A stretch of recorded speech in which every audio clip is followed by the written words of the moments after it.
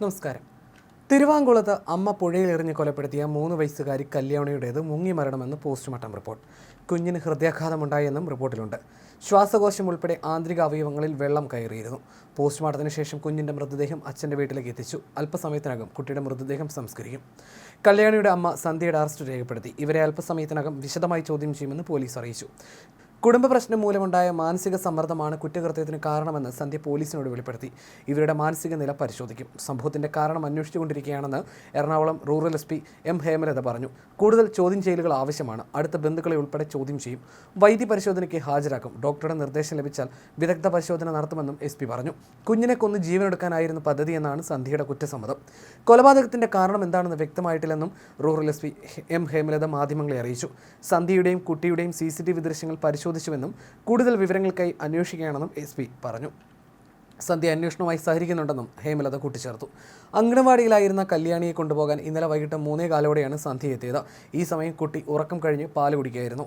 ലഡുവും അല്പം ഗോതമ്പ് ഉപ്പുമാവും കഴിച്ച ശേഷമാണ് കുട്ടി അമ്മയുടെ കൈയും പിടിച്ച് സന്തോഷത്തോടെ പോയത്. ആ യാത്ര മരണത്തിലേക്കായിരിക്കുമെന്ന് ആരും കരുതിയില്ല. മകളെ കൊലപ്പെടുത്തിയ ശേഷവും സന്ധ്യയ്ക്ക് യാതൊരു കൂസലും ഉണ്ടായിരുന്നില്ല.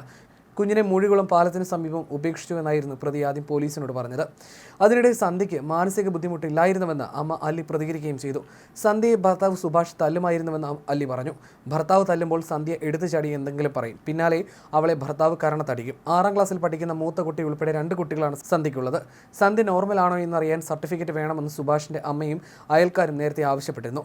ദേഷ്യം വരുമ്പോൾ സന്ധ്യയ്ക്ക് എന്തോ പ്രശ്നമുണ്ടെന്ന സംശയം അവർക്കുണ്ടായിരുന്നു. പിന്നാലെയാണ് സർട്ടിഫിക്കറ്റ് ചോദിച്ചത്. എന്നാൽ ഒരു കുഴപ്പവുമില്ല, നിങ്ങൾ വിട്ടോ എന്നാണ് ഡോക്ടർ പറഞ്ഞതെന്നും ലില്ലി പറയുന്നു. ഇതോടെ സന്ധ്യയ്ക്ക് അമിത ദേഷ്യത്തിന്റെ പ്രശ്നമായിരുന്നുവെന്നാണ് പുറത്തുവരുന്ന സൂചന. സന്ധ്യയ്ക്ക് ഇത്തിരി ബുദ്ധി കുറവുണ്ടെന്നും അമ്മ ലില്ലി പറയുന്നു. പഠിക്കുന്ന സമയത്ത് കാര്യങ്ങൾ മനസ്സിലാക്കാൻ സമയമെടുക്കുമെന്ന് അധ്യാപകർ പറയുമായിരുന്നു. കുട്ടിയെ കാണാനില്ലെന്ന് സന്ധ്യ പറഞ്ഞപ്പോൾ തന്നെ കള്ളത്തരമാണെന്ന് മനസ്സിലായിരുന്നു. കുട്ടിയെ അവൾ എന്തോ ചെയ്തെന്ന് ഞങ്ങൾക്ക് മനസ്സിലായിരുന്നു. അത്തരം എടുത്തുചാട്ടങ്ങളുണ്ട്. എന്നാലും കൊല ചെയ്യുമെന്ന് കരുതിയില്ല. കല്യാണി കണ്ട് കൊതി മാറിയിട്ടില്ലെന്നും അല്ലി പറഞ്ഞു. സന്ധ്യയുടെയും സുഭാഷിന്റെയും വിവാഹം കഴിഞ്ഞിട്ട് 13 വർഷമായി. ചോദിച്ചറിയട്ടെ എന്ന് പറഞ്ഞാണ് സന്ധ്യയെ പോലീസ് കൊണ്ടുപോയത്. വീട്ടുകാരും കൂടെ പോയില്ലെന്നും അല്ലി പറഞ്ഞു.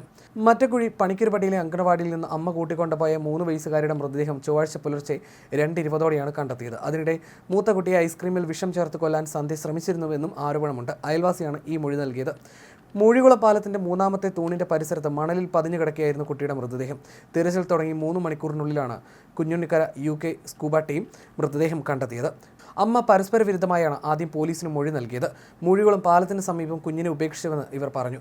അഗ്നിരക്ഷാസേനയും പ്രദേശവാസികളും പാലത്തിന് സമീപം പുഴയിൽ കഴിഞ്ഞ ദിവസം തിരച്ചിൽ നടത്തിയിരുന്നു. കുഞ്ഞിനെയും കൂട്ടി അമ്മ മടങ്ങിയെത്താത്തതിനെ തുടർന്നാണ് വീട്ടുകാർ അന്വേഷണം തുടങ്ങിയത്.